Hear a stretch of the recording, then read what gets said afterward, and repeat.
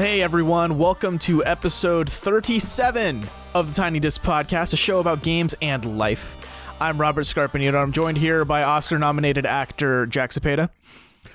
Wu-Tang is for the children. Hello, everybody. Great acceptance speech.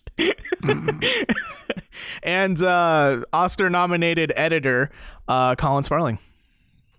I'd rather just, I'm fine with being a B-list actor. Just I'll act with like Bruce Campbell and all them. I'll do Evil Dead or whatever I need to do. Bruce Campbell is not B-list, dude. He's definitely a C or D. Let's be real. I mean, yeah, I'm good with that, man. I'll be the guy that's like the main actor in, I don't know, Sharknado 6 or something.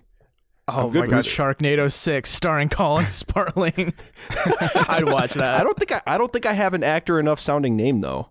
Like, I don't think Collin Sparling's really an actor. Yeah, nah, you totally could be. Yeah, or you think though? Change your last name to like Danger. Colin Danger. Colin Spalding, like the basketball. Like the basketball. Yeah. Oh yeah, like Microsoft Word corrects me to that one all the time. You know what my name would be if I could change it to anything? I'd have a superhero name. No, I'd be Joshua Speed. Joshua Speed. Joshua Speed. So you probably star in a lot of action movies and never do any of your own stunts. So you'd have people call you Mr. Speed? Mr. Speed, sure. Sir. Yeah. No, I think Mr. honestly Speed, with a name like that, that's one of those names that people can't just say the first or last name. They would just have to say the full name, like Joshua Speed. Oh, that's Joshua Speed over there. Look at him. I think I would purposefully only call you Josh because I know what the rest of your name is, and I'm like, I am not putting that through my lips. You say that now, but I'm telling you, if I change my name Joshua Speed, I'm a two-namer for the rest of life.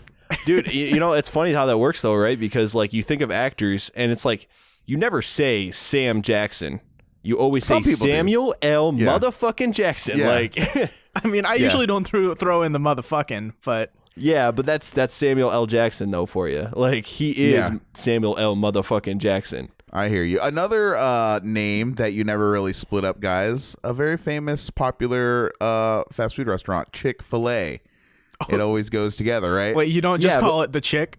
The chick or the filet. Aren't they put like, yeah, they are all together by dashes, right? So like you couldn't technically split them up if you wanted to. I always, before I started going there, I always wondered, like, how do you say that? Is that Chick-fil-A? I said Chick-fil-A, like Chick-fil-A or some shit like that. I said something really stupid. It's like Chipotle too. Like you don't really know Chipotle. You want to go to Chipotle? Chipotle. Like, you know, do any of you know why it's called Like, what the fuck does Chick-fil-A mean? Oh, I thought you were gonna have the answer. Like, this is why, because Samuel L. Chick-fil-A in 1952. Samuel L. Chick-fil-A.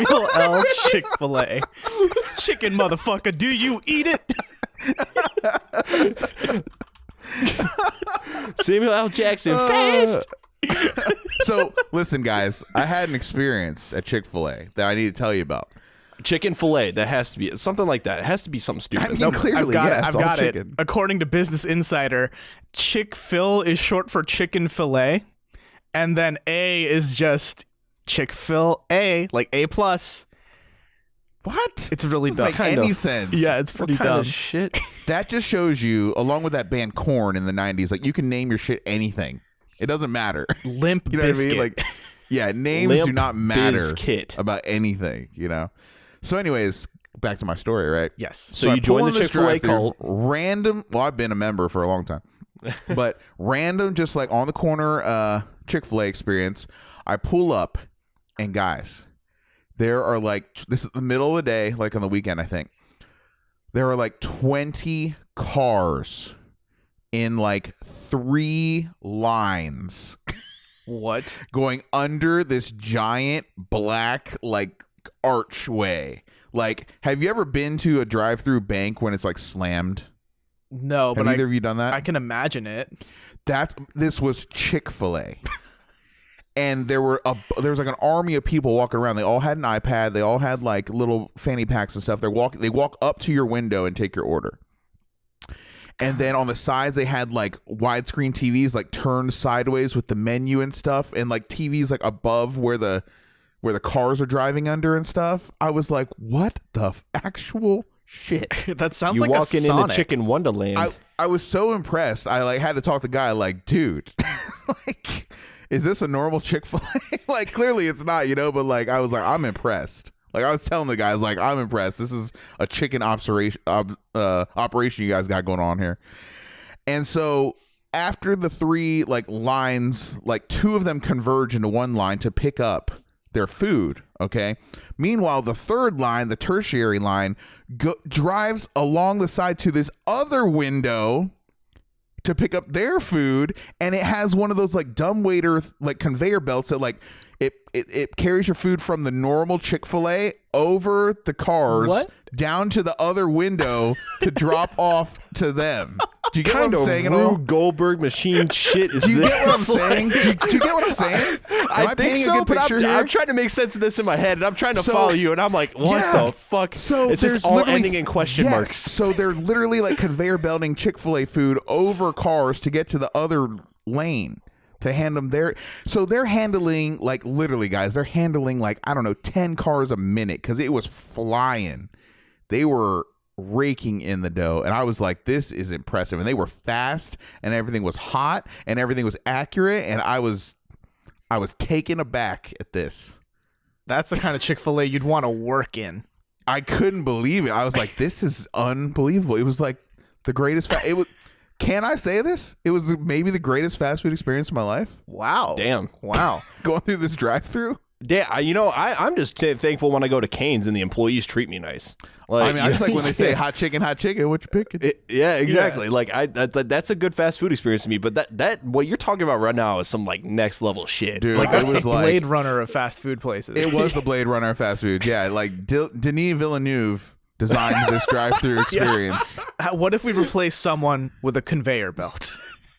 It was crazy. So anyways, I just had to tell you guys about that, and like I said, everything was right. It was accurate. They gave me plenty of sauce. They had everything, and it was fast. And they got through like 20 cars like so fast. I mean, that would explain why the fucking Chick-fil-A is practically a cult. Like, shout out to my guys in the Kind of Funny Facebook group, but those dudes in that Facebook group post all the time about Chick-fil-A. They're like, hey guys, at Chick-fil-A. Like, they literally take pictures of the sign and post it in the group. And there's like 5 Chick-fil-A posts every day. Wow. I mean, it's good. I wish there was one near me to go to lunch every day. That's for sure. But like a song started playing when I pulled up, and I was driving away before the song was over. Wow. That's how fast everything went. Yeah, that's seriously. I can't even believe. I want to go to that now. I have never seen or been to anything like that before, and I would go back. I would go back. So, enough about that. Yeah, let's talk about something else magical. You guys want to talk about that? The best night of the movies ever, the Oscars. The Oscars were a thing. I watched them almost pretty much beginning to end, but apparently the ratings were not that high this year. I only watched like 15 minutes of it, actually. And the only thing I walked away with is who in their right mind let the stage designer do what he or she did to that stage. It was pretty unreal. You look like you were in the Fortress of Solitude with Superman up there. It looks that was some... I didn't even watch the Oscars, but I saw some like shots and shit from. I was like, "What is going on with the stage?" Yeah, it's like it wasn't great. It was really ugly to me. I was kind of like, ugh. I could not imagine sitting through this whole award show. The guy who designed the crystal caves in fucking Dark Souls, Seat the Scaleless, designed the stage. Yeah. Did you guys at least see maybe the Jimmy Kimmel monologue in the beginning? Or no? No. Did he cry? So he did something serious. No, he didn't cry at all. But he did something kind of funny, but he was serious. He was joking, but in a serious way.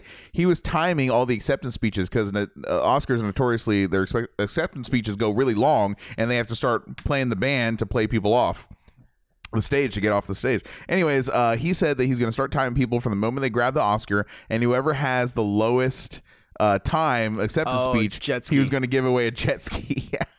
No fucking way. Yeah, and he pulled out the jet ski like all Price is Right style. Like tell them what they'll win, and it was like an $18,000 really nice jet ski. Holy crap! Oh my god! So he did give it. He did give it away to a winner. He was keeping track. He stayed true to his word. So I don't know. The Oscars were a thing. They came and went. Let's kind of talk about the results here, though. Yeah. So I mean, do we just want to start with the big one, Best Picture? Whatever you want to do. If you want to build up to it or build down to it, whatever. I don't care. I think we should work up to it because I think the best picture one is like has a really cool story or like a funny story to it. And we don't have to talk about every single category, but just the big ones, ones, right? I think the glaring one though is Jordan Peele winning out. I thought that was awesome. Yes, that was pretty great. I think he's the first black director or writer to win the Oscar for best writing. Original screenplay, wasn't it? Original, I believe. Is that it? Original screenplay. Yeah. Yeah. Okay. Yeah, no, Get Out was absolutely, you know me. We talked about this over the 10 Days Tiny Disc. Like, this was one of my favorite, if not my favorite movie of the year. And I thought it was fantastic. I was singing its praises to you guys too. Like, everyone, you got to see this. You got to see this movie. So it was a great film. It was great, man. It was great. And the guy was doing Comedy Central not that long ago. Yeah. I remember like when he won that, he tweeted out like, "I just won an Oscar. What the fuck?" Yeah, it's awesome. And then did you see? I guarantee he was going in there completely like, "Oh, there's no fucking way." Like, did you see the pictures of wait, he's Peele, so Key, right? Did you see the pictures of Key? Michael Key, yeah. Like hugging him and like smiling at him, and on Twitter there was memes like, "Find someone that holds you the way Key holds Peele." Yeah. I will say though, I was pretty disappointed that Best Supporting Actress didn't go to name escapes me, to Woman from Lady Bird. Oh, Lauren Metcalf. Yes. I mean, she was really good in it. It's just, it was such a Allison Janney. It was so locked. That was one of the most sure winners of the entire year. Her performance in I, Tonya. I, Tonya. Oh, I, Tonya. That's right. She played Tonya Harding's mother, and I'm telling you, her performance in that movie, that's a good movie, like as I already said, but her performance in that movie is worth watching alone. If you don't know anything about that story, like, you guys should watch the movie. It's really good. Really? Okay. And then the guy who won Best Supporting Actor from Three Billboards, what's his name? It's escaping me right now. Sam Rockwell. Sam Rockwell. Okay. So here's the thing. I don't know if you guys know, but there are 2 nominations from Three Billboards for Best Supporting Actor this year. There was Sam Rockwell and there was Woody Harrelson. And oh yeah, that's right. It's kind of says something, I think, to the quality of the movie, where I couldn't decide which of the 2 I wanted to win supporting actor, because they were both fucking incredible. I think Sam deserves it a little more because he plays a character where at first you're like, he's a piece of shit, and then you see him grow throughout the movie, and he has a very interesting character. And he makes it so believable, and it's kind of like you really feel for this guy, and I think that it's well deserved for him. Cool, man. Also, I don't know if you guys remember me talking about that movie Darkest Hour, but I was telling you that it was a movie that made me truly believe, that Gary Oldman was Winston Churchill, and I was really impressed by the makeup in that. I was a believer again in what the power of makeup, and so they won for makeup and hairstyling: Kazuhiro Tsuji, David Malinowski, and Lucy Sibic. Yeah, and I mean also Oldman winning Best Actor for that movie. Yes. Yeah. Yes. I remember you saying that his acting in that movie is phenomenal. Yeah, it was the whole reason to watch. I want to see that. Is that on Netflix or anything like that? Right, it will be soon. I mean, it's been out in theaters for a while. But here's the thing: it's not a great movie, but it's great makeup and a great performance by Gary Oldman. They literally shoulder the whole movie because everything else is not that great, in my opinion. Right. Yeah, I mean, it's not really. I don't think it's nominated for anything else in here, is it? Darkest Hour. It was nominated for Best Picture. Cinematography, dude, it had a bunch of nominations, and I just did not think it held up really. Okay. So yeah. So here's an upset though. Remember Me from Coco by Kristen Anderson, Lopez, and Robert Lopez. They won the best original song, and they were also the duo that did Let It Go from Frozen. Yeah. And I keep hearing good things about Coco, but the more I hear about it, the more I know I'm going to cry my freaking eyeballs out if I ever see that movie, just from what I hear about it. But they upset with Remember Me. They did upset This Is Me from The Greatest Showman by Ben Pasek and Justin Paul. That song is really triumphant. I don't know. That's a song if you're just feeling down about yourself, throw in some earbuds, crank This Is Me from The Greatest Showman, and go running and friggin' carpe motherfucking diem. You know what I mean? Yeah. I'm not much of a musical guy, but every time I see a musical with Hugh Jackman in it, I'm like, I might want to watch that. Please don't He's tell in me you're. so many. I feel like Please don't tell me you're talking about that Les Mis though. The Les Mis musical movie. I saw that movie. That was not. Was it not great. good? I'm not a fan. Okay. I don't know. I didn't. it see was it, Les so. Mis. Like, how many times are they gonna tell that same story? I think their performances weren't that great though. Like if you want a Bro. good performance, you watch the Les Mis 25th anniversary version. What's the name of the girl in it? The main girl, the prostitute in it. Eponine. What's her name? Eponine. The actress's name. The actress's name. I think it's Samantha Barks. No. Where I'm thinking of the wrong girl. She's like famous. She was like in Princess Diaries. Amanda I can't remember people's Seyfried? names. No. She's in Devil Wears Prada. Brown hair. She's Catwoman in The Dark Knight Rises. Anne Hathaway. Thank you. Oh my god! goodness. Why can't I yeah. think of that? Anyways, my point being, because you're bringing up Les Mis. Well, listen, dude. She is so good in that you cannot deny it. Her performance in that song, like "I Dreamed a Dream," that song, dude, that is very, very emotional, and she was very good at it. Like she's so good that she forces you to respect her. She commands respect from that performance. So She commands respect. If you've seen it, dude, it's like that. No, I don't You doubt can't it. deny I don't doubt it. So Yeah. we should just keep burning through these. So there's a lot. Right. Yeah. So- Shout out to my Roger Deakins with Blade Runner 2049. Yes, Roger cinematography, bro. 14 times the charm. He was nominated 14 total times. It's the first time he's won. And then I looked him up and I'm like, holy shit, Robert Deakins has like directed some of the greatest movies of all time. He directed The Big Lebowski. Cinematography for The Big Lebowski, for Sicario, for the original Blade Runner, right? Like so many great movies. I was like, this is like secretly my hero here. Yeah. So I love that. Oh yeah. And I think Blade Runner also won visual effects, right? Like it won a few other things, pretty small ones. I was but- surprised. Blade Runner was nominated a lot, and I think it was for the proper categories like sound editing or whatever. Like it got a lot of nominations. One of the most nominated movies of the year, but nothing for like acting or like directing or anything Or like best that. picture. The best film. You know what? I'll take what it got because It got the technical awards. It yeah. seized up on all those technical award nominations, and I think that's where it belongs. Yeah, I'll take it because it didn't do very well at the box office, and the original Blade Runner I don't even think got a second look for the Oscars the year it came out. So No, it did not. Yeah. yeah, and so but the Blade Runner 2049 is achieving the exact status that it should, based on how the original performed. So yeah, I'm totally happy with it as a fan. Right. Two other categories I wanted to talk about. Best Actress went to Frances McDormand for her performance in 3 Billboards, which was well deserved. Did you guys see her acceptance speech though? No. Yeah, I was there. Yeah, I saw it. It was like, okay, Yeah, I don't know. I mean, I thought it was kind of nice though, just how it's like cool. she was kind of recognizing that there's a lot of women that work in Hollywood and like all kinds Yeah. of stuff, acting, editing, sound, etc. I don't know. I just thought it was like a nice moment. Mm-hmm. Yeah.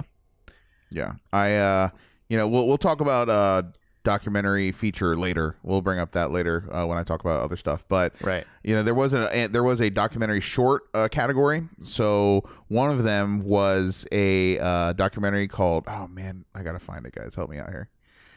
Short subject. Okay, it was called Traffic Stop by Kate Davis and David Hilbroner. Anyways, the documentary is about half hour long, and it's about an African American teacher who got pulled over in Austin, Texas, actually really close to where I work now, and she got like roughed up by the cops and like threw her down. It was all on camera, made national news, and it was part of the whole movement and everything. Anyways, she got pulled over in front of a Wendy's, which I went to yesterday. I couldn't help but think like, oh man, this is where that Oscar nominated short documentary took place, and you go there now, it's just like any old Wendy's, like you never know unless you did the investigation. But anyways, so that didn't win, unfortunately, but it was still it's still crazy that I can just straight up go to that Wendy's whenever. It's kind of surreal. Right. And then you have to take a look at The Shape of Water. That kind of that won big this year, I think. You got best And to a lot of people's surprise, yeah, like it got best director, it got best original score, and best picture for this year. yeah, a lot of nominations too. Then those are just the ones that won, right? But Yeah. wow, what an achievement for Guillermo del Toro. And it's just I think it's gonna boost up at least a little bit of the cachet he already has for Death Stranding, right, with Kojima. Like that's a positive association to have that guy behind you. That Yeah. movie also won production design as well. Oh yeah. The makeup was insanely good, or at least from what I saw. Obviously, I haven't seen the film. But I thought it was hilarious when I saw a clip from the Oscars and Guillermo del Toro went up to accept the Oscar for Best Picture, and he double checked the cue card to make sure that it said the shape of water. That was really funny, his expression. He's like, yeah, it is us. Yeah. I don't know if you guys noticed too, but they went the extra mile to like put big bold labels on every envelope what the category was in like gold letters, giant bold font. They were not trying to repeat the same mistakes this year. Yeah, I almost forgot that happened last year, you know? And that was kind of cool, too, when they did the Best Picture for this year. They had Warren Beatty and Faye Dunaway come back out to present again because they messed up so bad last year. So like, here's your mulligan. Here you go. And one thing I do disagree with, I'm sorry to keep casting shade, but Dunkirk was way, way overrated this year. It got nominated for way too many things. It actually won for film editing. Yeah. That movie, I still... It also won. Not a good film. It also won sound mixing and sound editing, which fair enough, fair play. Like I'm not gonna fight that, but like I don't think was he even nominated for Best Director. I don't think so. I don't believe for that. No, he was. He was nominated for Best Director. Chris Nolan. That's just politics right there. Because that again is is Christopher Nolan's worst movie he's ever made. I don't know. I'm kind of sad that like Lady Bird didn't really win anything. I got nominated a lot. It got shut out. That was a surprise. Greta Gerwig. Yeah, man. It was sad to see that happen. It sucks because it was such a moving film. But it's a great movie. It was the first film to really like kind of hit that same the heartstring as what's the movie I always talk about? Manchester by the Sea. Yes, that movie. Great movie all around. That's the thing. It was just strong all the way around. Didn't really have any glaring weaknesses to it, but nothing was like head and shoulders above the competition, I guess, in any one category. Yeah. At least so says the Academy. Yeah. But who are they anyway? Just a bunch of old farts. I read a tweet after the Oscars. They're like, the Oscars are literally a bunch of rich, elite people congratulating themselves and telling each other how great they are. And I was like, shit, he's right. Yeah, it's true. I mean, it's been said time and again how much they don't even care about animation. Yeah. It's really upsetting because to have anime and the great things that are happening there. I was wondering how long it was going to take for anime to run over here. I know. I was thinking in my head, like, imagine the freaking weeaboos that would tune in if they did a Anime of the Year Oscar. Well, yeah, Anime of the Year, even just put them in with animation. I mean, because there's some big releases that make it stateside, i.e. Your Name or, like, in the past, Spirited Away or anything Studio Ghibli. Right. I don't know. I think it's a cultural thing, right? I mean, this is a Western audience. It's just it's going to take some time. It's going to take some time. It's going to take some generations. It is going to take some time, but anime has been becoming more mainstream. I mean, Jack, you can at least say, I know you were the one who's like anime, anime, but Your Name compared to like Boss Baby. Listen, man, listen, for one, that's just an unfair comparison, but yes. But they're both animated. I agree with you. I'm with you guys. And I agree also that anime is probably the most popular it's ever been our entire lives right now. But I'm just saying the Academy is turning a deaf ear to it. They don't care. They couldn't care less. It's very niche to them. A blind ear and a deaf eye to it. But, I mean, we'll see. We'll see what happens in the future. It could happen. I could see animes being, nominated in the future. Yeah. Yeah. But let's actually, while we're talking about movies, like, Jack, you didn't really play anything this week. Do you just want to talk about the movies that you've seen? I was a movie watching fool, y'all. I went Friday night, I went Saturday, and then this happens every year at the Oscars when I learn about the nominees for documentary of the year. I'm like, well, shit, now this is just 6 more documentaries I have to watch. So I watched Icarus, which won Best Documentary at the Academy Awards. And I also watched, I didn't even tell you guys this, but just the other day I finished Last Men in Aleppo too, which was probably one of the most depressing things I've ever seen in my life. Yeah, nice. Good. Seriously, and I've seen Grave of the Fireflies. I was comparing to Grave of the Fireflies. No, wait. Absolutely. You're bringing out the big guns, bro. Yes. Like, this can't be a joke then. Dude, this is on Netflix. Okay, obviously we'll talk about that in a second. Let me just start from the top. So I'm not going to spoil anything, but I'm going to give my hot take here. 30-second review, okay? Annihilation was really hard to watch, was very difficult, was not entertaining. It's what happens when you give the keys to a director and he doesn't take any direction. He doesn't take anyone's advice. It could have been a great movie. It is not a great movie, but here's the thing. I think it's going to be polarizing. I think some people are going to love the shit out of it and just love it for, for what it is. And me, myself, I am a big fan of cerebral sci-fi, which is what this is attempting to be. But this is not an entertaining movie. It's way too much of like brooding, way too slow, way too much like way too long stretches of people just talking like this. Like, like half an hour of that. I'm like, come on already, do something. Can we do the rest of the podcast just in that voice? Just kind of like, guys, welcome to the Tiny Disc ASMR podcast. Yeah. Jack, what other movies did you see this week? And then it's like 5 minutes silence. Then again, it's like, fuck, man. Like, I didn't even pay for the movie because it was a movie pass, and I thought about walking out. Seriously.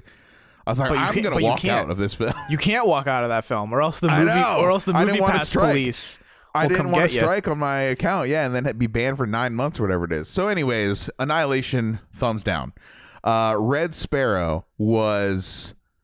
I didn't even read any reviews. I didn't know anything about it. I knew a lot about it going in, but I didn't know anything about reviews or critical response or anything. When that started, I was like, after watching Annihilation, I was like, this is how you do a fucking movie. I was like, this is entertaining. This is awesome. The beginning is very, very cool. It's a very tightly cut juxtaposition between the male lead and the female lead's lives and how they're led on a collision course with each other. I get why people are hating this movie, but I think they're hating it for like political reasons and like gender relation reasons, which are reasons to hate something. I'm not saying it's invalid, but I'm saying as a fan of action movies, of spy movies, like put all that political crap aside. This is an awesome movie for about 80% of it. Then the last 20% kind of dropped the ball, but they're going for that aha moment. They're going for this part where they're like, oh, like, oh, snap. Right. So I don't know if they are very successful in that because they try and hide it the whole time. But I will say I was entertained. I was like, Francis Lawrence is doing it right. The director, I was like, this is an entertaining, go to the movies, have a good time movie. I've been seeing like reviews like in the low 2s and 3s and stuff. I don't agree with that at all. I think it's fun, but flawed. I would give it a 6 or 7 out of 10. And I've heard Jennifer Lawrence's performance in the movie is like really good. Can you confirm, deny? Her accent is very convincing and very good. Yeah, I would say absolutely. It's a good accent and it's a great and she's at her best in certain aspects. She's definitely a lot better than she is in any of the Hunger Game movies. So I would recommend seeing it if you're just looking for like a, oh shit, like this is a badass movie kind of thing. I recommend it. Honestly, I can see why people are outraged by it, but I think that shouldn't have affect your kind of voting, your rating of it in a way. Yeah, I mean, I was like I think I said it to you, Jack, but like I was running comparisons in my head to Atomic Blonde a lot when I was seeing previews for it. Valid. Okay. Yeah, but it's not that actiony like that. It's more steeped in reality. Again, the movie fumbles some ways, like it's not perfect at all, but in comparison to Annihilation, absolutely I would pick Red Sparrow beyond shadow of a doubt. If you're only going to see one of those. Oh my gosh. Watch me watch Annihilation and fucking love it. Dude, I want to love it, but listen, man, watch Beneath the Skin with Scarlett Johansson. That's how you do a cerebral, crazy, mind-blowing sci-fi female lead movie. What is it called? Behind or Under the Skin? Watch that movie. That movie's sick. I think you'd love that movie. But Annihilation is just like, it's just bad in a lot of ways. Like I seriously almost walked out. There's two good scenes. There's two good scenes in the whole movie, and it's way too long. One time when Robert and I went to the movies, they played a preview for it, and I don't think either of us are really that interested. I've seen the preview for that movie so many times in the past few months, and every time also, it's like different on Netflix ones. now. Yeah, is it? I didn't even know that. But it's like, on Netflix internationally now. Yeah, like I've seen different previews. Like as the movie came closer to release, and every one of them I was just like, is this supposed to be interesting? Listen, man, Annihilation, the main takeaways here, Annihilation is completely overrated, and Red Sparrow, in my opinion, is underrated. Again, neither of them are perfect. Neither of them are going to be in my top 10 of the year, but that's how it is. I mean, you don't know. This year could just be a shitty year for movies. We'll see, man. But I mean, Infinity War is coming out. I got high hopes. So Black Panther. Black Panther is badass. So, okay. Anyways, the last movie I saw was the winner of the best documentary of the year is on Netflix right now. It's called Icarus. And that movie is about the state-sponsored Russian doping that got them ultimately kicked out of the Winter Olympics. And wow, what a mind-blowing story it is. And what an incredible just tale of, like, beyond the shadow of a doubt, how from the top of the government, it was ordered to let their athletes be, doping and then get away with it. Everyone at every level of government was involved in this. And it's just so, and people were, and then once, like, listen to this is the scary part. Once people were, like, starting to, like, come forward and admit it and stuff, the people ended up dead. And the one guy that was the whistleblower, he's kind of the Edward Snowden of the whole thing. He's still in witness protection in America, and no one knows where he is. Even his family and his daughter don't know where he is. I mean, it makes sense. Crazy. Like if you're trying to hide from the all-seeing eye of Putin, I mean, they're literally killing. Like, people are dead. That it's just like, and it always happens. I mean, there's like a spy right now, and I want to say in like the UK, that is like him and his daughter are like going to die now soon from like mysterious circumstances, right? But they're like wanted by the USS, or I almost said USSR, the Soviet Union, right? Oh my god. Right. So it's like, it's scary stuff, man. So that I don't know. I can't say if it's the best documentary of the year. I haven't seen too many, but it is a great movie. Great movie, Icarus. And then I don't know, how depressing do you want to get now? So we're talking about Last Men in Aleppo. Do you just want to hear like what I saw, what the movie shows? What's the general premise? Well, you guys know about Aleppo in Syria? It's about the Syrian civil war and like the hundreds of thousands of people being killed. And so Russian warplanes are like bombing civilians in Aleppo. And so everyone's kind of evacuated, but there's some people that can't leave. And so the only kind of ambulance service they have or anything like that are these group of just regular like construction workers or servers or restaurant workers, just normal common people that wear white construction hats. They're called the white hats. And they just go around and like pick up the body parts and stuff and, take the rubble, dig dead bodies out of, collapsed buildings and stuff.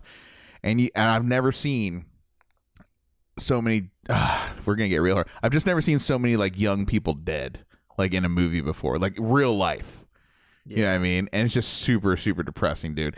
And I'm telling you, like, it was one of the, and then at the end, I'm not gonna ruin it, but it's just like one of the most depressing movies I've ever seen in my life. Like I very rarely do I have to like almost hide my eyes when I see stuff. This was one of those movies where I almost had to I was just sitting there by myself, like, I gotta look away. Like, this is just really bad. Like, I had to stop a couple times, and then the ending is just really bad. It's just like, this is terrible. So terrible times, you're guys. Laughing at it. No, I'm trying to lighten the mood here. I'm just trying not to get too heavy, but it's like Last Man in Aleppo is a terrible movie, but it's an important story that has to be told. Right. So, Jeez. When you it's said on Netflix right now. Yeah, I think that's, oh my god, yeah, that's definitely worse than Grave of the Fireflies. Yeah, there's like men, crying over the bodies of their dead children and stuff. Like, it's really bad, dude. I mean, Grave of the Fireflies, yeah, it's based on true events and stuff like that, but this is just as depressing, if not more. That's just showing the real thing, so it's like, yeah. It's real. It's real life, dude. Yeah, it's the realest of real. It's just criminy. And the thing that makes me mad about that film is it shows beyond the shadow of a doubt that the weapons they're using are not like targeted, they're not like strategically aimed missiles making surgical strikes on only the bad guys. They're like laying out carpet bombing on just city streets and blocks. Like, it's indiscriminate killing. You know what I mean? They're just dropping bombs anywhere just to kill as many people as possible. It's like, how could you use that in a city where civilians are? You know what I mean? It's really infuriating. And it makes me feel really honestly terrible that I'm so ignorant about this. I really feel like I should know more about this. The whole world is ignorant to it. Yeah. I mean, except for Turkey, because all the refugees amassing on their borders. Yeah, like, you remember back when it was all happening like really a lot in the news, like people were Googling what's Aleppo, like what is a singular Leppo. Like, that's how much people don't know about this stuff. It's really disgusting, man. It's really good. So anyways, whenever you feel like just watching the most terrible stuff, Last Man in Aleppo on Netflix, check it out. Nice. Ugh, well, do we maybe want to distract ourselves from the harsh realities of, life with some video games? Good segue. Hey, you know what? You're bringing us like a way down, like Grand Canyon down, and I'm just like, well, I've got to do something. So you know the dial, it broke off at -1. Wu-Tang is for the children. Collin, do you want to start off our video game talk? Sure. I played a game called Oxenfree on the Nintendo Switch. It was developed by, oh my gosh, I had it pulled up. But anyway, I'll pull it back up. Oh, that's an interesting developer name. Wow, that's cool. Oh, I know. I'll pull it back up, Studios. No, but I like that. So Oxenfree is a pretty interesting game. Like I'd always heard Night School Studio, excuse me. I've always heard about it and heard really good things about it. Never really knew much about it though, but I saw it was on sale in the eShop and I was like, oh, I always heard this was good. I'll pay $5 for it. That's fine. So I downloaded it, and here's what I'll say about the Switch version. So this game it's a side scroller, right? I think the best way to explain it would be it's like a side scrolling adventure game, very narrative driven. So it's like it is like open, but it's definitely like story wise drives you to be pretty linear. Mm-hmm. So anyway, what I will say, so this game, since it's laid out like that, it does this thing where like the camera zooms out a lot to kind of show you like the layout of the level, and I think it's like more of an aesthetic choice. But you have to remember that you're playing this on the Switch screen on the go. Yikes. So your character sprites are damn near microscopic. I felt like at times I needed a magnifying glass to see where the hell my character was. Like, so it was much better playing it on the big screen.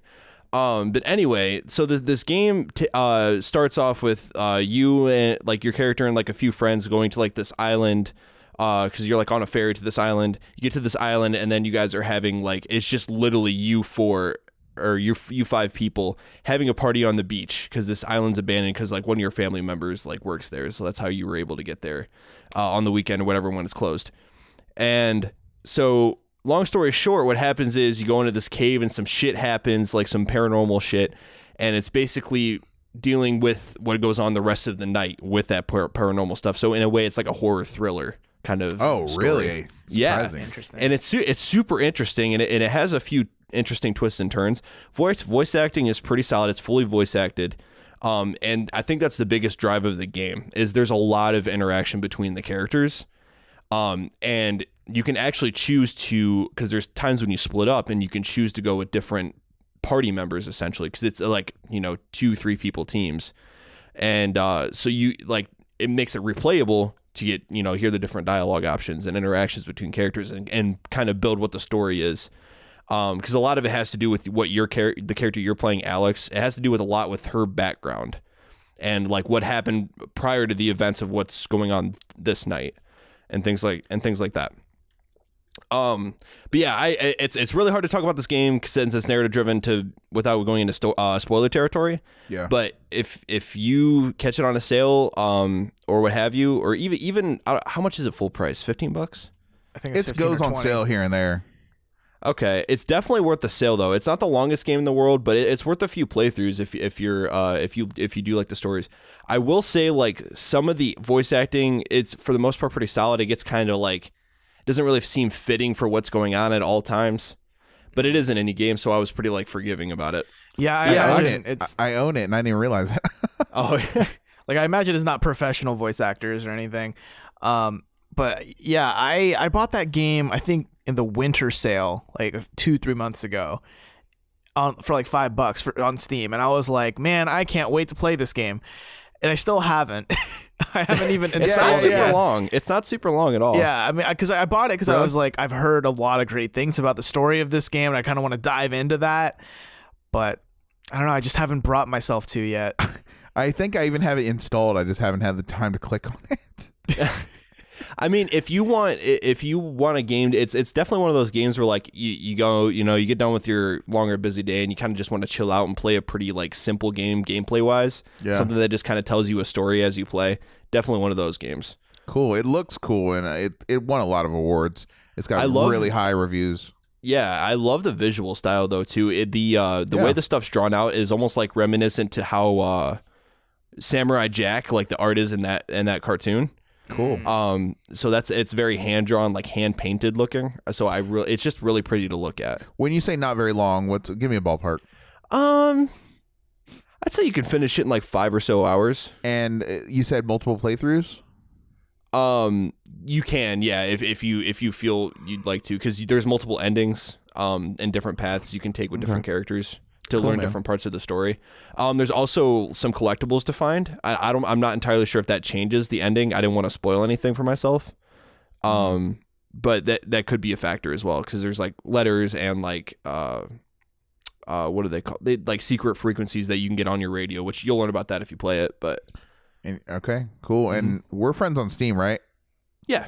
Okay. Oh, yeah, that's right. Because I'm seeing one friend owns this game, and that's Robert. But you played on Switch. Okay, gotcha. Right. I did play it on Switch. And like I said, it's not the best game to play portable, just because of that whole issue of like, I can't see shit. Like, right. Like, would you say it's unplayable? No, it's far from unplayable. It's just one of those things where you're like, you're moving the screen closer to your face. It's like, where the fuck is? Yeah, the sprites are real tiny at some points. Right, they are. Gotcha. What about you guys? What have you been playing? Well, I've actually been playing a game on my Switch as well. I decided to buy Dragon Ball Xenoverse 2 for the Switch. What? My fucking. All right. So I've Dragon. I just thought we were done talking about this game for the rest of the year. No, that was Fighters. That was Dragon Ball Fighters we were talking. This is a different Dragon Ball game. Listen, I'm gonna drop some knowledge on you right now, Jack. This is different. I'm gonna drop some knowledge. There is an average of about 14 Dragon Ball games that come out Japan side every year. That's true. We all have our faults.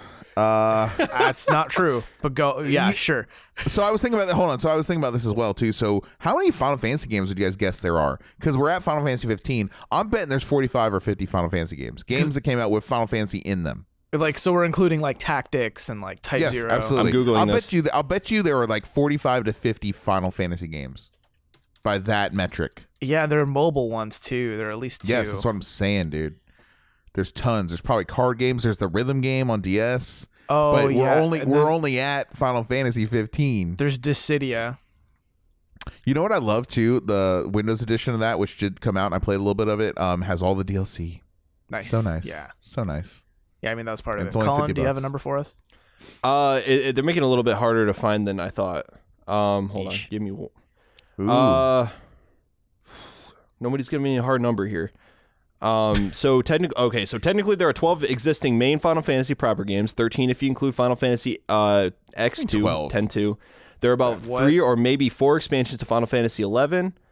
That's an old article, dude. What's the date of that article? It is old. You're right. Yeah. It is old. So I was thinking, I can't find an easy answer. But yeah, because I was thinking like, maybe they mean they like filtered out the MMO Final Fantasies, but then it's like that still leave you with 13 plus 3 because Final Fantasy 10-2 and 13-2. And I'm going in the mid 40s, guys. Serious. Mid-40s. Okay, actually, according to this list, 101. What? You have a list there? Well, okay, what if it includes like Final Fantasy 6 and then Final Fantasy 6 for mobile and Final Fantasy 6 for Steam as 3 separate items? Oh, it might. You might be right. You know. Yeah. So 1, 2, 3, 4. Yeah, I don't want to name them off because that'd take a long time. But yeah, let's just sit here and wait for a Collin to count up to 40 or 50 real quick. But what I will say is like this article it's a list of all the Final Fantasy games and it says 101 entries. Yeesh. So dang. Yeah, like all you need to know is there's a lot, really. Yeah. Like, so this is actually just a long con, so we don't have to talk about Dragon Ball Z. So let's move on. I know. I figured that. So I'm gonna bring us back to it. No. So I'm willing to bet there are more Dragon Ball games out there than Final Fantasy. Actually, I'm probably 100% willing to bet money on that. Probably. Might be. I don't know, dude, because they've both had games on all the same consoles. Yeah, but hasn't Dragon Ball been around a little bit longer? And also, they just pump out way more every year, I feel like. Oh, well, maybe now they do, because you might be right. So Xenoverse 2 for the Switch. Okay, so first off, in terms of technical stuff, it runs at 900p 30 FPS docked and 720p almost 30 FPS undocked. There's some times where it runs a little under and it's kind of framey. But, you know, what can you do, right? Right. It's the Switch. But I have to say, like, that game looks different from, like, Fighters, because Fighters goes for the, like, straight-up 2D anime style, even though it's all 3D models. But right, and then Xenoverse looks like all the characters are covered in grease. yeah, everyone's shiny and everyone's like super duper 3D, but it kind of doesn't look that bad. I don't know, it's kind of pleasant to look at whenever, you know, like there are cutscenes going on and stuff. So Jack, for you who is super uninitiated into this, what Xenoverse is essentially like there's the normal timeline, like the normal story of Dragon Ball, right? And you play a character, or you create a character who's a time patroller. So like there are these characters that are fucking with the timeline. So like, oh no, when Goku's supposed to win here, he actually loses because they made the bad guy stronger or something. So it's up to you to go to that point in time and make sure the events happen as they should. So it's kind of like a different take on retelling the story of Dragon Ball, which is kind of cool. And it kind of like becomes its own story in a way after a while, because, you know, they introduce you to these new characters who like fuck with time and all that. But yeah, hey, remember that time Akira Toriyama forgot Super Saiyan 2 existed? Same though. You have to go back and correct the timeline, because at that timeline he remembered Super Saiyan 2, and you're like, no, can't do that. Super Ultra Saiyan 64 Mega. See, that's not even as convoluted as it actually is the sad thing. Super Saiyan God Super Saiyan. Yes. Super Saiyan God Super Saiyan stacked with Kaioken times 10. Yeah. That's like when we were Ultra doing Instinct version. no gives backsies, double stamp it. Yeah, exactly. The funny thing is all of those I just said are real. Yeah, that's the thing with Dragon Ball. It's all real because it's so insane. You guys keep giving that franchise money. I blame you. Because it's good. I don't know what to tell you. Because it's good, despite its flaws. Yeah, exactly. I mean, everything has flaws. But no, I bought the game because I was thinking, like, I want a mindless MMOE game to play on the Switch. But I don't know about you guys. I hate playing games online on the Switch. Like, I feel like it's just really bad experience. It's usually pretty slow. And it feels like the connection isn't that great. Like, I wish it could be wired. But with Xenoverse, you can like keep it all offline and just kind of like do all the quests and all that, like just mindlessly beat up people in the game and like its engine. And I don't know, it's been kind of fun to do that. Did you guys see also speaking of just like fun, mindless fun on Switch, you guys see that Blizzard announced that Diablo 3 is coming? Is that official? They did not.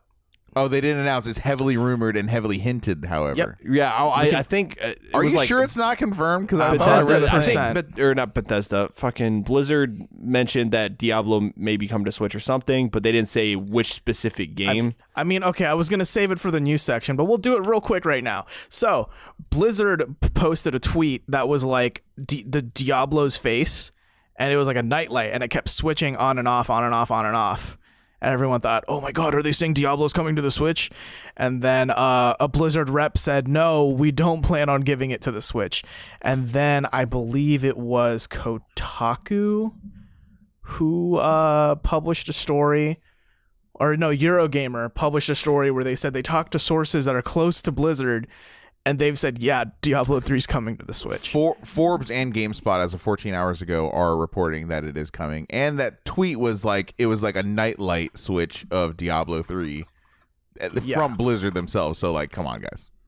Jigs up. I mean, I hope it does. That'd be dope. I think that'd be really cool. I might actually rebuy it. I think it'd be really cool. I don't know if I'd play it on the Switch, though, honestly. I might. I think that'd be cool. Yeah. The only thing that sucks about it, because, with the caveat that it switches online functionality. Yeah, and the online functionality isn't that great. But no, those stories by GameSpot and Forbes are also reporting the same Eurogamer story that says sources say. So it's still technically not official. Like, Blizzard hasn't come out and said it's happening. They will, though. I mean, they will. And I'll look like a genius. I don't know. I mean, I don't see myself wanting to play Diablo on the Switch that much. Oh, can I ask you another question about Xenoverse real quick? Oh, I was just gonna skip it because apparently Jack like really fucking hates it when we talk about Dragon Ball. Go ahead. All right, no, I was just gonna ask, like, how does it feel going to Xenoverse, however you say it, after playing Fighters for so long now? Oh, Fighters is definitely the better game. Like, if you're looking for a game to play, Fighters is better. Xenoverse is just, to me, it's like mindless fun compared to like Fighters, where I'm like, I have to think, right? Like, what's the best way to counter this person, when to block, when to dodge, all that stuff. But with Xenoverse, it's just kind of like mash the buttons, have fun, just mash the buttons, do the thing. I made my character look funny. Gallic gun in the face, bang. Oh yeah, so my character is like a female Saiyan, but the voice actress that I picked for her is like super not into acting for the game, so it's just like Kamehameha. Like a Gallic gun. That's amazing. It's so lazy and I love it. Big Bang Kamehameha times 10. Like there's a move you can do where you just keep like rushing at the enemy and like constantly punching them, and she just goes like da da da da da da da. It's really great. It's like my favorite part about the whole thing. Oh my god. It's amazing. Yeah. So I mean, I think it'd be worth it if you're like into Dragon Ball and you just want something that's kind of like MMO style, like do quests, earn loot, etc. for your character. Other than that, I mean, I can't really say it's not an essential for sure for the Switch. Mm-hmm.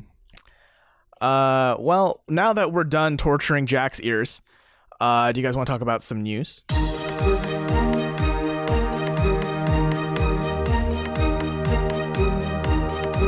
It's time for some singular possessive news. Are you sure?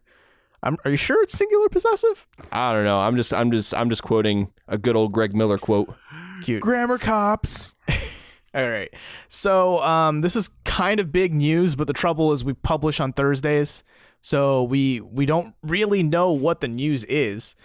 But our good old American president, Donald J. Trump, is going to be meeting with the Electronic Software Association, I believe, the ESA, to talk about violent video games, probably. Yeah, so it was like one of those things where Trump came out and he's like, or not Trump himself, but it was the White House representative that, like, I forget her name. You know what I'm talking about? That does all the conferences with the press. Sarah Huckabee Sanders. Yes, yeah, that's her name. What a joyous human being she is. Oh my god, filled with joy and light and laughter and love. Good Lord, those press conferences are like pulling teeth, nails to a chalkboard. Anyway, she said during that press conference that President Trump's going to meet with the games industry. She just said that, like, he's just going to meet with the games industry, like that vague, nothing specific. And everyone, around the internet surrounding gaming was like, what the fuck does that mean? Like, is this actually who's he going to meet with? And so Jason Schreier, being the awesome journalist that he is, reached out to the ESA and he's like, okay, so like, who's he meeting with? And the ESA is like, what are you talking about? Yeah, but apparently on Monday, then they said like, oh yeah, we got an invitation. So apparently it was haphazardly thrown together on Monday, probably because the office of Trump is like, oh shit, like he found out that we're not actually doing anything.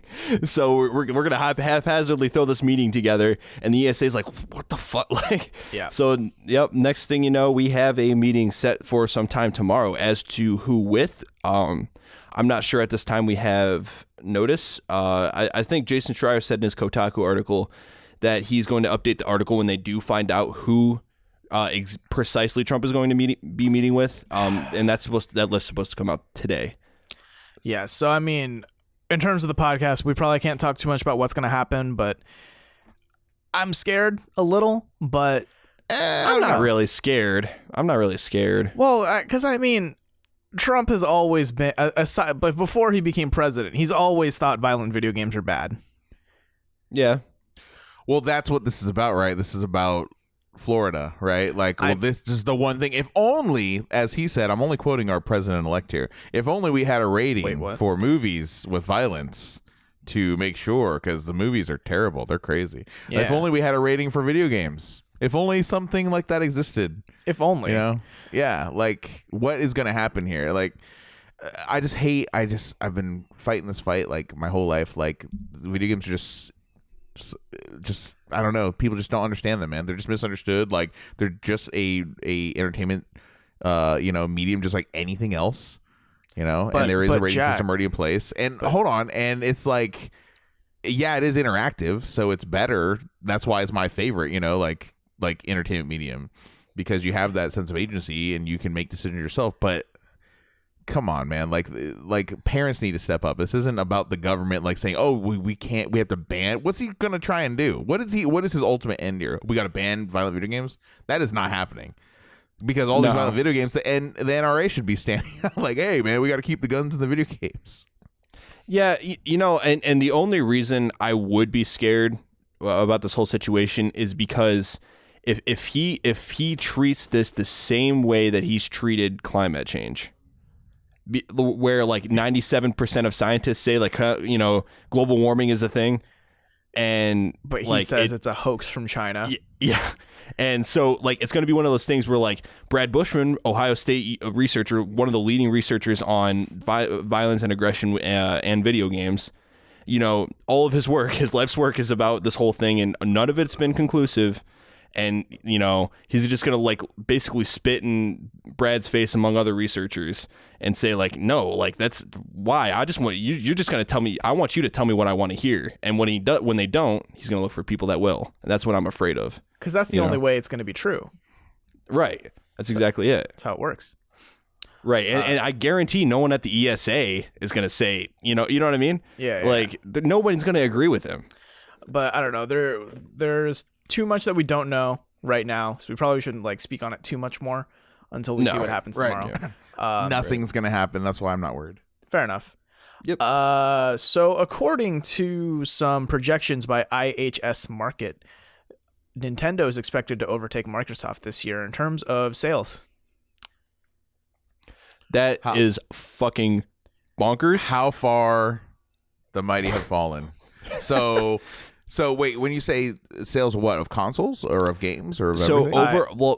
Products and services is what they say. So the IHS Markit is predicting that Nintendo products and services will sell over $11 billion, whereas Microsoft's are expected to dip to $9 billion this year.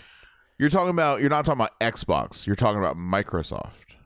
Technically, yeah, Mike. Well, I would assume they're probably focusing on Microsoft because if we're talking about overall Microsoft, I don't think Windows 10 is doing that badly. So you're saying they're focusing on Xbox is what you're saying? I believe so. Yeah, they're also comparing that's it with different. Okay. with Sony. Yeah. Let's just be clear. Okay. Yeah.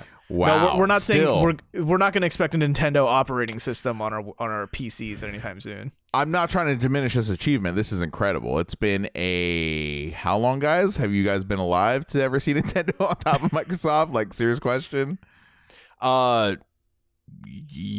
Well, I don't know. Yeah. I was born before the original Xbox was out, so yeah, but I don't think we can call them on top of something that wasn't there. Nintendo has not been on top since maybe the Wii, right? Yeah. Yeah, the Wii. But before the Wii, it was probably the Super Nintendo was the last time they were on top. Yeah, that's true. Well, and I mean, unless you count the handheld market as well with the Game Boy. They've always right. I'm just talking about console. Yeah. They've always dominated the portable game. What an awesome thing for Nintendo. Yeah, so to throw hard numbers out there, I believe, and you can correct me if I'm wrong, Robert, but that article said that Nintendo's sitting at about $8 billion in revenue, right? Yep. And whereas Microsoft Xbox is sitting at about $11 billion, and so Nintendo's set to overtake that by the end of this year. Yeah. So what it is crazy. right now is that in 2017, over $10 billion was spent on Xbox hardware, software, and services, whereas it was only $8 billion for Nintendo. But this year they're expecting that Nintendo is going to get $11 billion, whereas Microsoft's only going to get $9 billion. Jeez. Wow. Yep. So it's crazy to think about that this console that's only been out for a year is going to overtake a console that's been out since 2013. Yeah. And I mean, the thing is, Sony still has a very comfortable lead according to these numbers. Like, they sold over $20 billion in products and revenue last year, which is twice as much as Xbox. But also go ahead. Well, I mean, just if Nintendo's going to keep growing like this, who knows if they might catch up to Sony? I think I did see, just so you guys know, Nintendo did say something formally or informally that they're not going to have an updated version of the Switch this year. Yes, that's true. Oh, yeah. There was a lot of speculation on that. I have no idea why people were saying that we were going to get an updated Switch within, the first 2 years of the console. I think next year might be possible. Maybe. I mean, how many years was it between the 3DS and the new 3DS? Oh, well, a while. Yeah. Probably 3-4 years. Yeah, it was 3 or 4 years. Yeah. I mean, but I don't know. I was thinking about this today because it's like I'm teetering on the fact of whether that's actually going to happen or not, because it's like they haven't done an update for their actual like home consoles since the Nintendo and Super Nintendo. Technically, there was the Wii Mini, which was a Canadian exclusive, but that was like they took away backwards compatibility and internet connectivity. And I don't know. I don't really count that, but they did do updates to the Nintendo and Super Nintendo. They came out with smaller versions of each console, same specs. But yeah, so I don't know if they're planning on doing a revised version. That would be sweet, because there's like, you know, with just the design flaws, like a lot of people don't like the dock, and the design flaw of having the charger port on the bottom of the screen really kills the idea of charging and using tabletop mode. Yeah. But how many times has that practically like really bit you in the ass though? Like, Reggie, really bothered not me. really. Yeah, it's never really come up. Reggie, Damn you, Reggie. Reggie, I want to play on this tabletop while I eat my Cheerios. Yeah, damn you, Reggie. Why do you delete all of my playtime on my Switch after a year? I'm just saying it'd be interesting when the iteration does eventually come out if they do address that issue, because like I said, I just don't see it being a real problem. Right. I mean, and they already day-to-day. there's a ton of third-party stands that you can get to fix that problem too. Yep. That are cheap. Like the one I have. Right. But yeah, what I was referring to earlier is, I don't know if you guys saw this, but apparently playtimes on the Switch have been reset. Like, how many hours have you put into Zelda? How many hours have you put into Mario? Everybody's? Apparently it's only showing up for some people, allegedly. And what Nintendo said is that it's not that the numbers are being reset, it's just that they're not displaying correctly, but they're still being recorded properly. So I don't know, it's just like kind of a weird bug. I've never heard of a bug where it's like, we don't know how to show you how many hours you've been playing the game I don't anymore. know how sad to actually be about my life. Oh man, that's funny. That's funny. I mean, no, that honestly though, if you're gonna invest, hours and hours, like I think I looked in Overwatch, and I think I have like 700 hours in Overwatch. Whoa.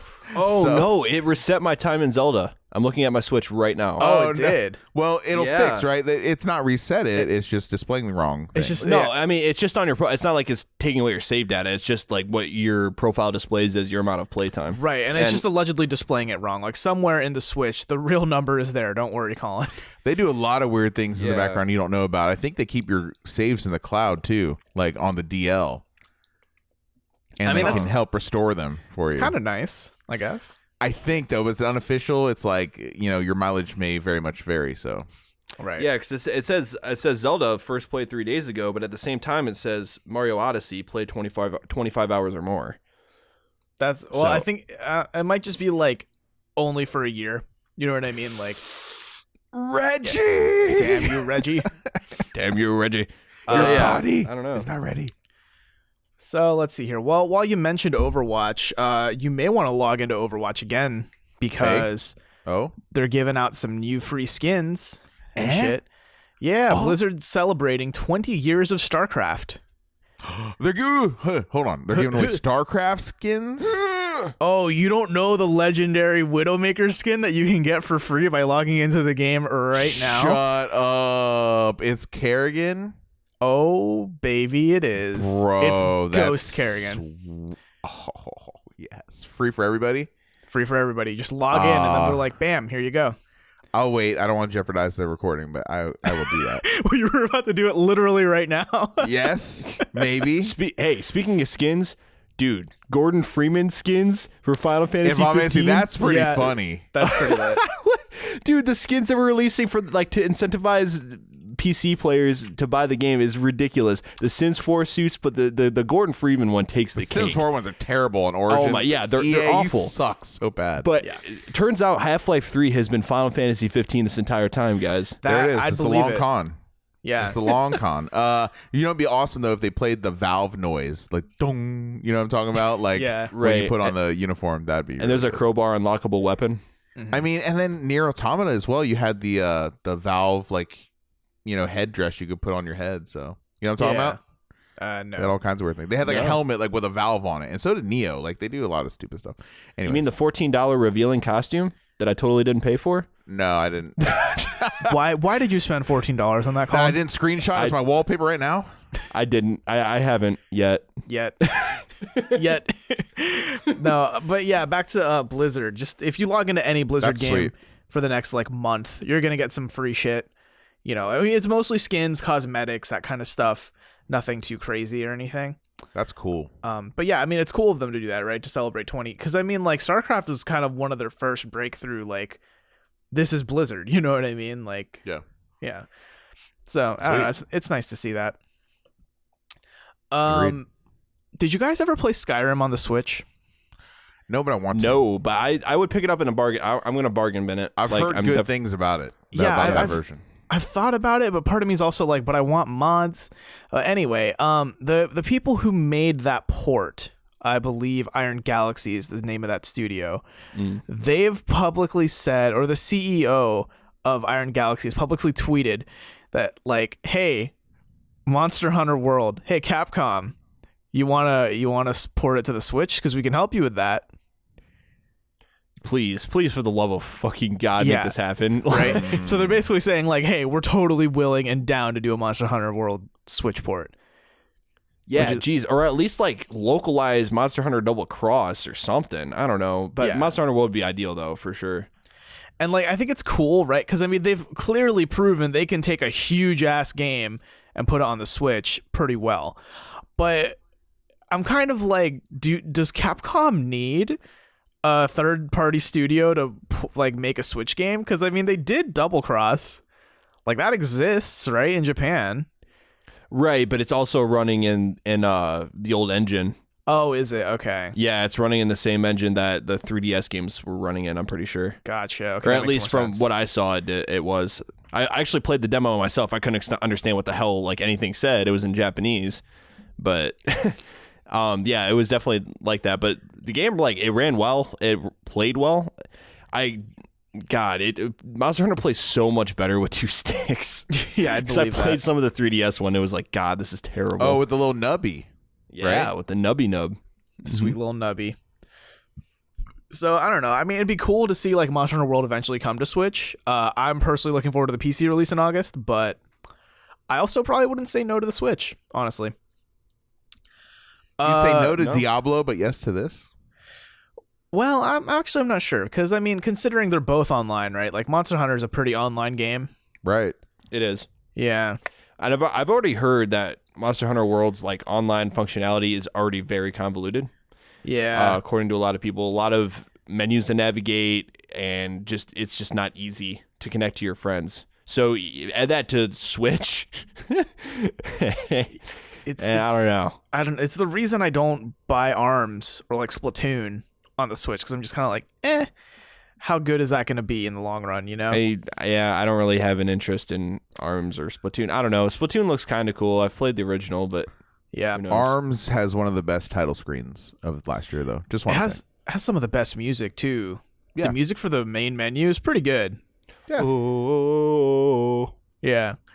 Far Cry 5 is coming out in like 19 days. Get excited. Hope County, for that. Missouri. I'm excited. But to kind of help promote it, they released a short live action film on Amazon Prime, and it's out right now. You can watch it right now if you want, if you have Amazon Prime.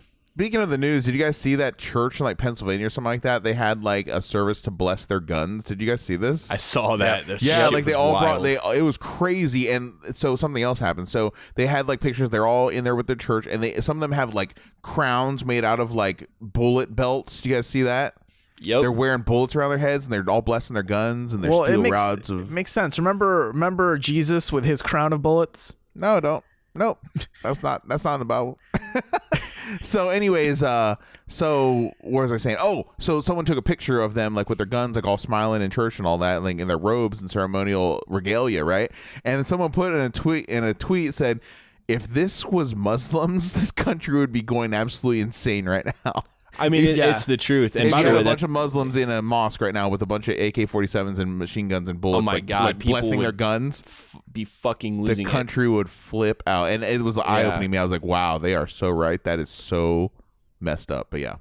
By the way, Jesus with a bullet belt crown. It sounds like a great metal album name. That sounds like a really badass band name. Jesus Sounds like a with Smashing bullet Pumpkin crown. song, just like bullet butterfly wings. Yeah. But yeah, apparently the short film is kind of like Blair Witchy, and that it just follows a bunch of vloggers who get lost in the Montana wilderness and then get caught by the Eden. Oh, I said Missouri. Shit, it is Montana. Whoops. Yeah, rip. I hope. I'm pretty sure it's M-word in Montana. the Isn't middle, flyover state. Yeah. it? Yep, Hope County, Montana. So Yeah, I don't know. it's I'm Montana. very hyped for this game. Same. I don't know if I'm if hype it's good, enough. I'll pick it up. Like- I probably won't be day one. I don't know if I'm hype enough to like want to watch the film. Like I've already get it. No. I get it. It's No, Far Cry, you know. I'm And not buying the film. Yeah. well, yeah, I don't know if you need to. Well, whatever. One thing I will say though about Far Cry 5 is I remember when it was first announced, I was super like, yes, this sounds good. Like it sounds like the story is gonna actually be interesting. And now that I've like seen more gameplay as it's been coming out, because you know it comes out super soon. Obviously, the gameplay's coming up on like all the news sites and stuff. And the more I see it, the more I'm just like, oh, I mean, it's just Far Cry. It's just Far Cry 4 again. Yeah. So, I hope not. I hope you're wrong. I think there's a dog you can have, and Yeah, but it still looks so Far Cry. Like the UI looks the same, and I'm just like, guys. it needs to do more. Like I've said this before on record. Like it needs to do more than just another Far Cry 4. If it doesn't, then I'm just not gonna be that into it. But they also need to have a compelling villain and have the balls to like keep him alive during the whole game. They tried that with 4. They tried that with 4 and somewhat failed. What's the name of that guy that does the voices for everything? Nolan North. No, the other one. Troy Baker. Peter, Troy Baker. Thank you. Yeah. Yeah. He was the voice of the villain in Far Cry 4, and I don't know. I thought that villain was sort of boring. That film. So- Far Cry 4. You said film. Oh, sorry. No, The game was boring. Yeah, I don't even remember the name of the bad guy in the fourth one. Exactly my point. Yeah. Like we all know Voss. Because Voss was fucking great. Yeah, we don't even know the name of the dude, right, in 4. So they need to have a really great villain. It's kind of becoming, for some reason, a hallmark of the series is to think about you have a really strong villain. Yeah. But yeah, and I hope that, you know, they treat the story right, because this is a very like touchy subject right now in the political climate of the country. So they need to do this right, and they have the potential to. So I'm hoping high hopes for it. Yeah, I really hope they nail it. I mean, we'll find out right at the end of the month. Yeah. You really hope County? I hope County. Yeah. I hope County. I a lot. just like blad you and licked my mic screen, and now I'm like, yeah. Nice. Yeah, deal was with gross. that. Your own now- saliva. Gross. Don't talk to me. You're the switch cart lover. Yeah, you know. Yeah, okay, also, fuck can you. Your report. taste buds are dead, Robert. Can report the Xenoverse 2 cartridge tastes the same as all the others. I thought you were about to lick it And on that camera. and that was the daily Switch cartridge report by Robert Scarpanito. I am not buying a Switch game every week for that. If you lick those, like, do you just like, what do you floss with? Floss? What fucking monster do you think I am? No, dude, fuck floss. Floss can fuck off. You guys don't floss? Picks. No, floss picks. Floss picks. Yeah, that's what I use. Floss yeah. picks cannot get in the back. They can't get in the back recesses. They can't get the no, molars. then you don't know how to contort your mouth, motherfucker. You're using floss sticks on every single crevice in your mouth. Yeah, I can do it. I've done it. I've I done don't it every think you're night. hitting the back as well as you need to. Is what I'm saying. Well, are you saying Collin has bad teeth? Are you making fun of his mouth? I don't know. I'm not saying I have good teeth either. Come on, guys. But I use both, because you gotta get it in there in the back, man. That's where all the funk is. Gross. Dude, Jesus. Yeah, it is really gross. Yeah. So Please, are you saying this on purpose? What? what? Whatever. Get the fucking shit-eating grin off your face. What? I'm being dead serious. What are you talking about? So I don't use floss sticks in the back. No, I don't use. No, hold on. I don't use floss sticks in the back. What is so hard to believe about that, Collin? He's like not even. It's so funny. I don't get it. Moving on. Yeah, I'm let's so move on. confused right now. Okay. So, in other Ubisoft news, So back to the floss. No, just kidding. the senior producer of Horizon Zero Dawn has moved on to be a senior producer at Ubisoft for an unnamed title. I did hear about this. Yes. Ubisoft Montreal? Ubisoft Toronto. Man, they had some good talent at Guerrilla making that game. I hope that the sequel, lives up. Actually, you know what? Speaking of Ubisoft, guys, I actually heard from an inside source who will remain anonymous that the working conditions at Ubisoft Montreal are not good. Nah, Really? I'm not surprised. I mean, I feel like that's what it is for every AAA studio, though. Yeah, but I don't know. Like this dude that I'm talking about, he's had 30 plus years of experience in the gaming scene or the gaming industry. Said he's by far the worst place he'd ever worked. Yikes. Yeah. So I mean, he didn't go into too much detail for the sake of saving names and all that. But yeah, he said it was pretty damn bad. Right. Well, I guess it's a good thing that Samrat Sharma is actually heading to Ubisoft Toronto instead. I'm really curious to see what kind of game he'd be working on, because, I mean, for all intents and purposes, Ubisoft has been on a huge open world kick for the past 5 years. I feel like every major game they've released has been open world in some way. 5 years since Assassin's Creed in like 2007, you know? Yeah, it's been a long time since I can't really think of that many Ubisoft games that are like not open world in some way.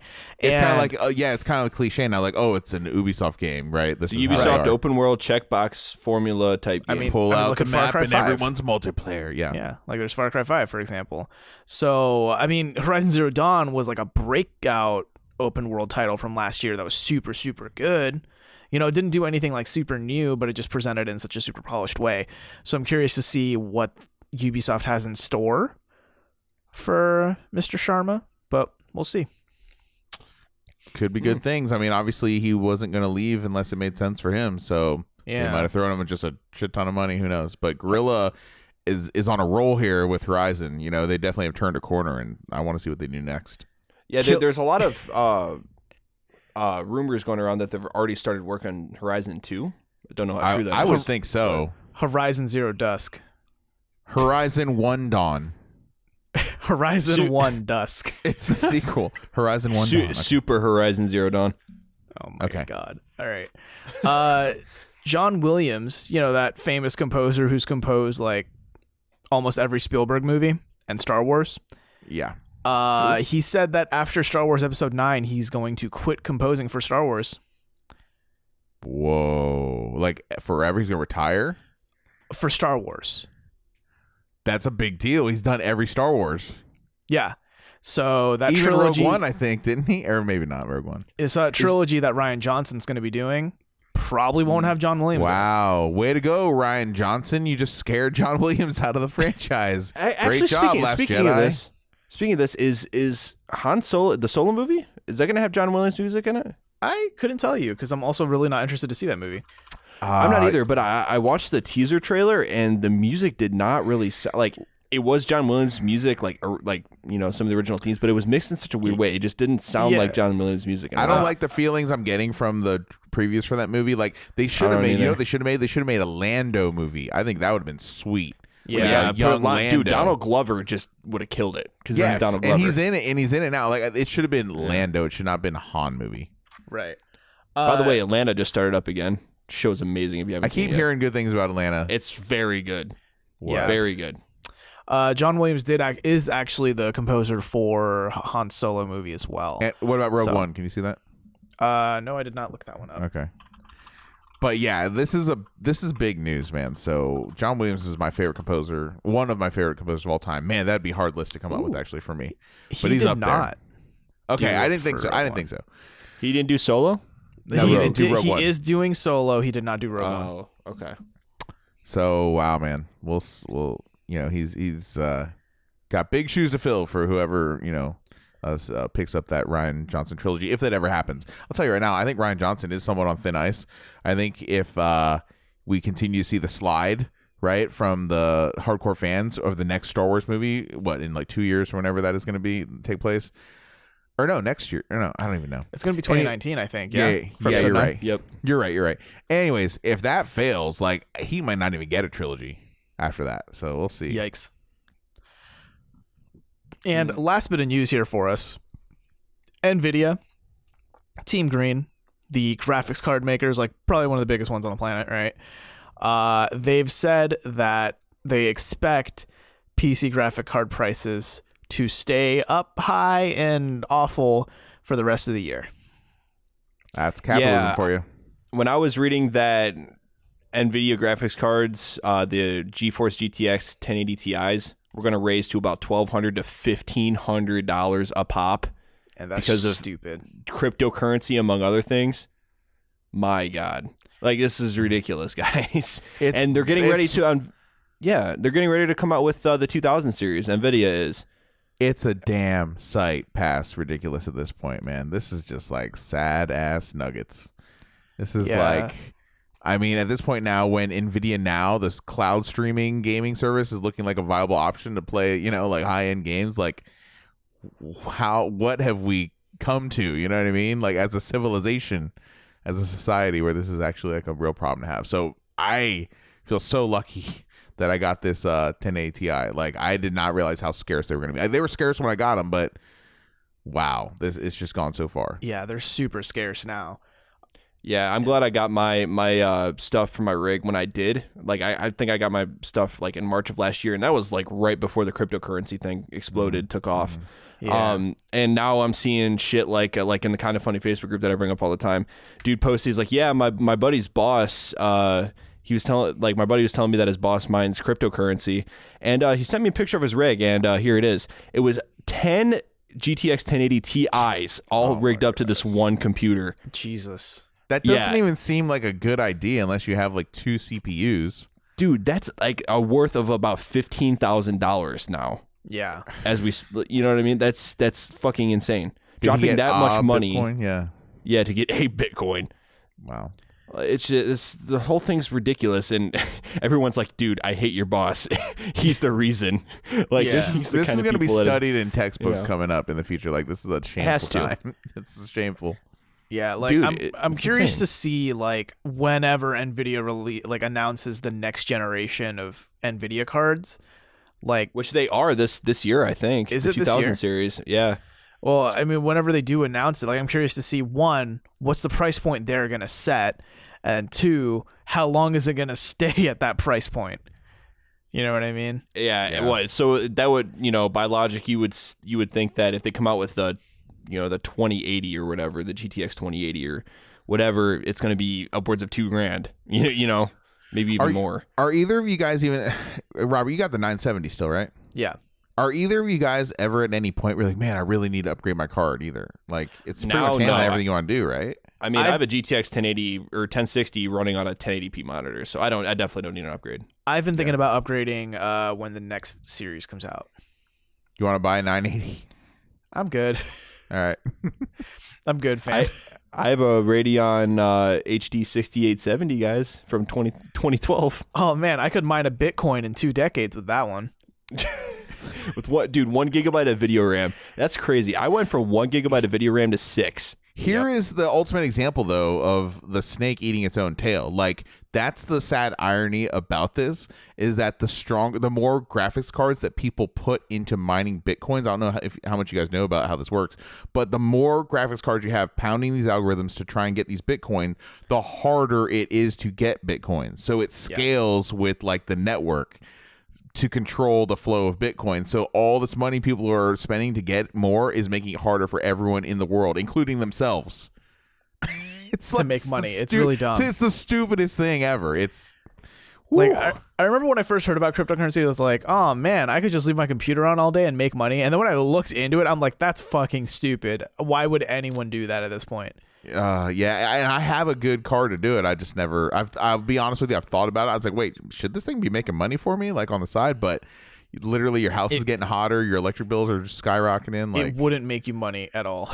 I don't. Yeah, I might make like $45. It's not worth it in like 6 months. Yeah, and how am I going to cash that out either? Like, I don't know a Bitcoin ATM around me. Who knows? Right. So I don't know. I don't think it's worth it. That's my take. But we're reaching the end of this episode here, so I'm going to toss it over to Jackathy, who will give us the question of the week. It's not a real name. So, gentlemen, would you rather this week? I tried to make this airtight because I know your propensity for assholery. I would rather next week. Thank you. Done show. Would you rather live the rest of your life not wearing socks and shoes, or not wearing a shirt or anything on above your torso? So hats and glasses are allowed, but either your feet or your torso must be completely naked at all times. Discuss. Scarf. Scarves are not allowed. A really thick necklace. Nope. Only hats and glasses. A fluffy choker. Hats and glasses, Robert. Come on, get to the meat here. So can I not wear even a necklace? No. Like my old grandma's necklace, an heirloom or whatever. Sorry, Grandma. So living in Ohio, you couldn't fucking survive wearing nothing, nothing above your waist. No socks or shoes, or no shirt. So, damn, because I would go with probably hobbiting, becoming a hobbit and not wearing anything on my feet anymore. In the snow too, and the ice. God, that'd be fucking brutal. Yeah, but either way, like it's almost more important to keep your torso warm. The shoes though, like going to the grocery store would become one of the most dangerous areas ever. You know how quickly you get run over or stub your toe or someone else's cart or going everywhere, dude. Yeah, and knowing me, like I stub my toe probably once every other day. Like I'm a doppy motherfucker. I've already broken a toe once. Okay, yikes. Don't want to experience it again. Okay, here. How about this? Extra long jeans, like stupidly long jeans. We talking like Janko jeans? Yeah, I'm talking like if you're normally like what, a 32-34, just get a 32-40. Just add an extra 6 inches. The rules clearly stated, either your feet or your torso must be completely naked at all times. So I guess that negates the jeans. But it's not like your feet would be wearing the jeans. It's just that they're your not jeans naked, are though. extra They're long. not naked. They're naked under the jeans. What the fuck is that bullshit? What, you're naked you're right naked now under your your clothes? shirt. Get the fuck out of here. I bet you're naked under those clothes, you son of a bitch. I'll bet you got a penis. Dirty man. You dirty man with a penis. So anyways, which one is it, Collin? Did you say you're going to be the Hobbit? Oh man, You're not gonna just pull out the nips at all times. Here's the thing though, like, dude, surviving in Ohio winter. Now, if I was living in Hawaii, hell yeah, I'd go shirtless all the time and just wear shoes. But like, living in Ohio, I think you'd have to just wear a jacket or things like that. You need to keep the torso warm, otherwise you're gonna be freezing to death. You're never gonna want to go outside. You're gonna stay inside with the heat cranked. Yeah. But your feet are like extremities, you know what I mean? Like you could lose a foot if it gets cold. Oh, easily. 100%. Yeah.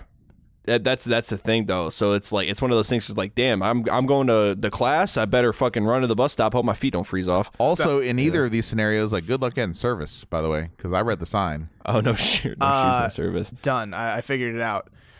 I would go no shoes because wheelchair. I just wheelchair everywhere. But just because you have a wheelchair doesn't mean you get a handicap spot, my brother. You're not going to get a handicap spot. I will break my legs. You'll just misery yourself. I mean, I don't even need, like, the thing is, I wouldn't even care about the handicap spots or anything. That's not the point. It's just that the wheelchair is my way to get around without having my feet touch the cold ground. That sucks. Hey, you know what? My feet aren't wearing the wheelchair, dummy. I saw this video. Somebody shared this shit on Facebook, but it was, I forget where it was. It was a video of a dude from, it looked like it could have been some sort of country in Africa, maybe. But this dude sat down on like this fence and picks up his foot, sets it on his lap, and takes out his knife and starts cutting off the fucking calluses on his foot.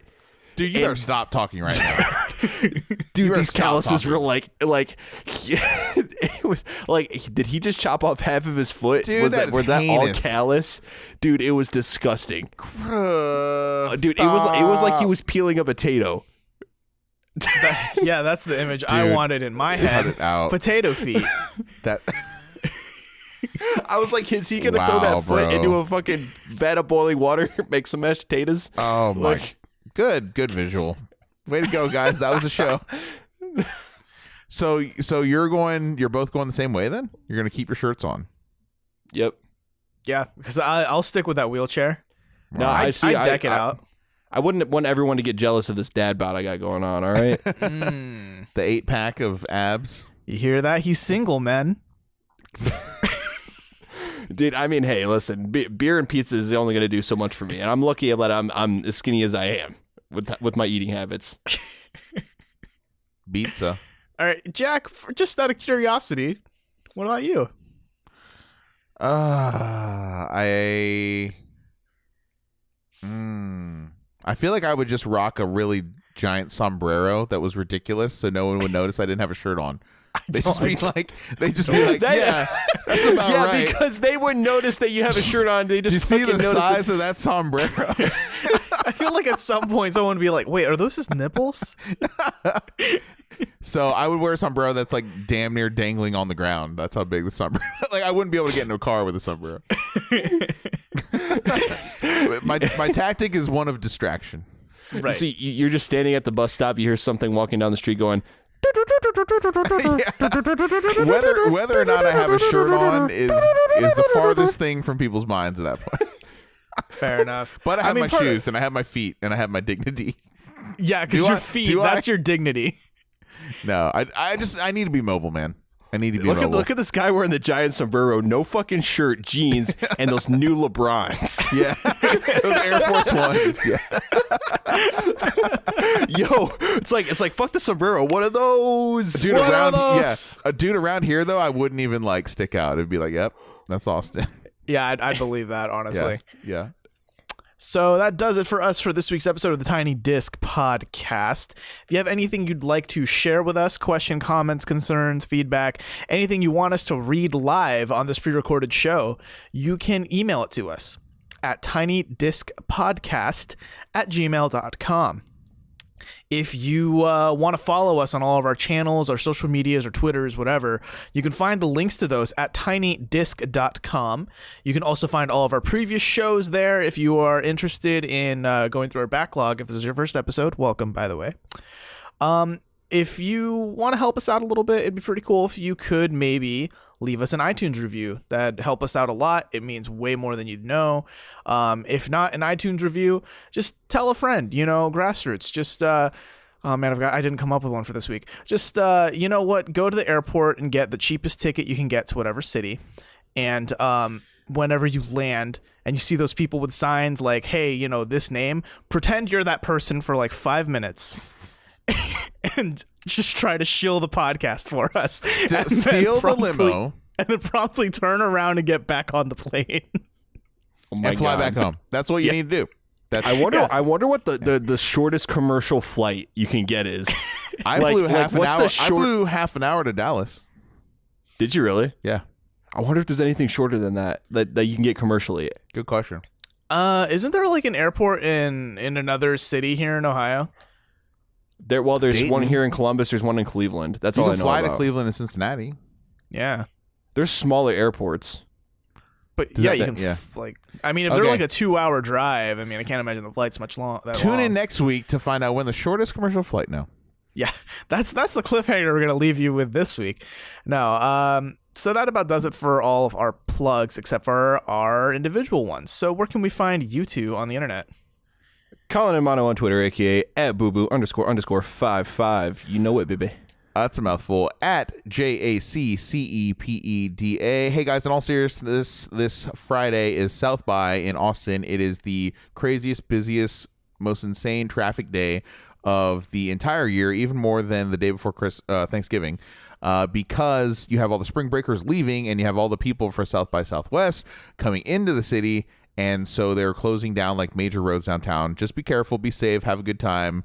I get to work from home Friday. I'm pumped about that. Thank you. Spring break. Spring break. Like hell. Should we drop a little nugget about what we have planned for spring break? Yeah, I was gonna throw that after I drop my social media real quick. Yeah, what the hell? You jumping ahead of us, Jack? 2 steps. 2 steps. You can find me at Panoptimist, PINOPTIMIST, and that's me on all the social media channels. Tune in next week when we get real drunk and talk about some of our favorite video games that we've ever played. Spring break! So thanks for listening to the Tiny Disc Podcast, and we'll see you next Thursday.